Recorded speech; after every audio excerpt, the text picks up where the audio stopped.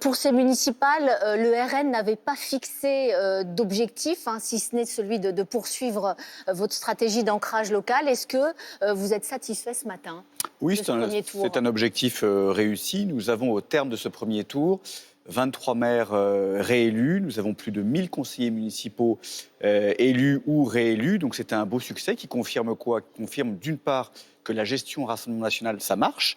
Tous nos maires ont été réélus brillamment avec des scores avoisinant quelquefois les 81% comme Ludovic Pajot à Bruay-la-Bussière ou 78% pour Steve Briouat et Hénin Beaumont. Donc cette gestion, elle est plébiscitée par les habitants. Et puis nous continuons notre implantation locale, notre ancrage territorial dans les départements où nous avons encore une fois des élus qui travaillent le terrain depuis longtemps. Donc c'est une soirée extrêmement positive et encourageante. On va rentrer un tout petit peu dans le détail. À Toulon, Laure Lavalette est certes largement en tête, mais elle n'a pas plié le match, comme on dit. Elle est à la merci d'un front républicain.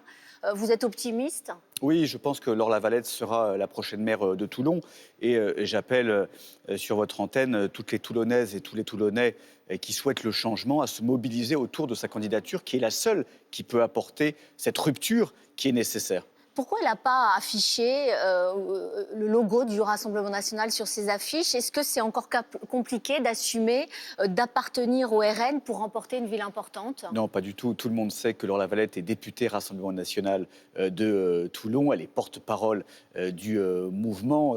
Donc très clairement, c'était un choix de campagne. Et vous le savez, dans bon nombre de municipalités, quelle que soit leur taille, il faut savoir rassembler au-delà de son étiquette politique. Mais vous savez, sur les propositions, sur le projet, sur la détermination de Laure Lavalette, je pense qu'elle va rassembler une majorité sur la nécessaire rupture qu'il faut pour cette ville avec un changement qui est attendu depuis très longtemps. À Marseille, Louis Alisio est arrivé en deuxième position. Franck Alisio, derrière le maire sortant de l'Union de la gauche, Benoît Payan. Qu'est-ce que vous faites? Quelle est votre position? Est-ce que vous en appelez aujourd'hui à la candidate LR qui est arrivée en quatrième position? Oui, je pense que c'est la responsabilité de Mme Vassal d'éviter que la gauche se maintienne à Marseille, que l'idéologie de gauche et d'extrême gauche se maintienne à Marseille. Mais c'est surtout les électeurs. Je pense que les électeurs de Mme Vassal veulent le changement, ne veulent surtout pas que M. Payan reste à l'hôtel de ville. Donc ce sont eux qui ont les clés de ce scrutin entre leurs mains avec leur bulletin de vote. Et je les appelle bien évidemment à se rassembler autour de la candidature de Franck Alizio. Il y a une possibilité historique de faire gagner nos idées et surtout de redresser la ville de Marseille avec Franck Alizio. À Nice, Éric Ciotti devance largement Christian Estrosi. Éric Ciotti, donc, c'est l'allié du Rassemblement national. On a entendu hier soir Christian Estrosi, le maire sortant, qui en appelle aux électeurs à faire battre l'extrême droite. Oui, M. Estrosi est en train de s'extrême gauchiser finalement. Il est en train de reprendre tous les messages, toute la propagande de la France insoumise pour aller chercher des électeurs qu'il conspuait avant-hier. Tout ça évidemment n'est pas au niveau. Nous avons Éric Ciotti avec une liste de grande qualité, surtout avec un projet clair et avec une valeur qui est indispensable, qui est le courage. Et je pense que l'acte courageux d'Éric Ciotti d'avoir fait alliance et l'union avec le Rassemblement national au moment des législatives en 2024 a été salué par les Niçoises et les Niçois qui l'ont porté largement en tête. Et je souhaite qu'il confirme ce résultat le 22 mars prochain. Un mot aussi sur Paris, très compliqué pour ne pas dire pire pour votre candidat Thierry Mariani qui n'obtient que 1% des suffrages. Comment vous expliquez ce loupé? C'est un problème de stratégie, de candidature?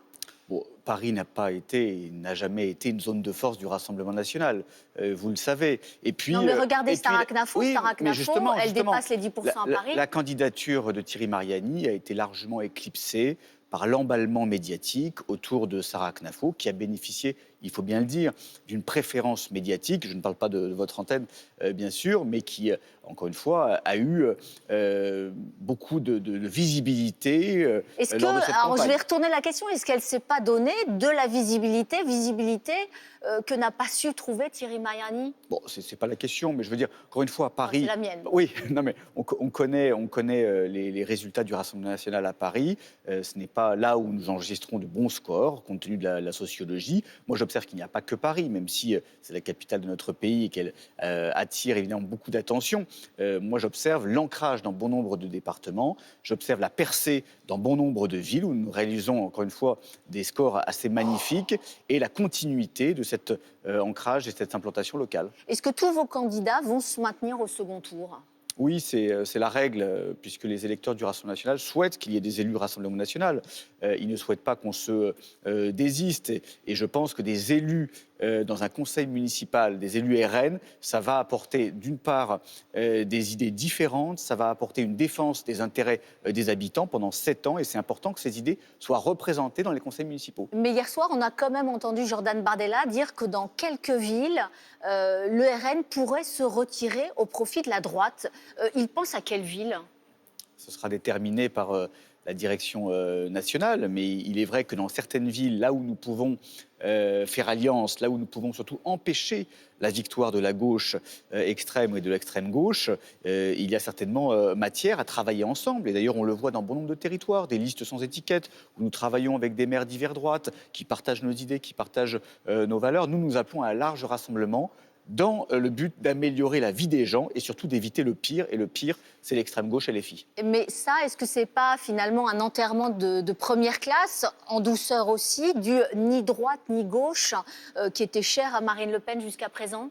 Non, mais il ne s'agit pas d'enterrer le ni droite ni gauche. Vous savez que nous sommes au-dessus de ces clivages Là, vous dites quand même plutôt la droite et pourquoi pas les Républicains. Il ne vous aurait pas échappé qu'on se rapproche davantage des valeurs de la droite et de certains élus de droite que de la France insoumise, que des islamo-gauchistes, que des écolos dingos. Donc quand ces gens-là ont une possibilité d'arriver aux responsabilités, et j'observe le risque extrêmement grand de l'arrivée d'un maire antisémite islamo-gauchiste à Roubaix, comme d'ailleurs ils ont gagné à Saint-Denis. Vous parlez de ce qui s'est passé pendant la campagne ? Je parle tout simplement des antécédents du parti passionnément antisémite, de ces élus qui constituent un risque majeur pour la sécurité des gens, pour la division de la société et pour la propagation de valeurs qui sont totalement contraires aux nôtres. Mais en retour, LFI appelle à un front antifasciste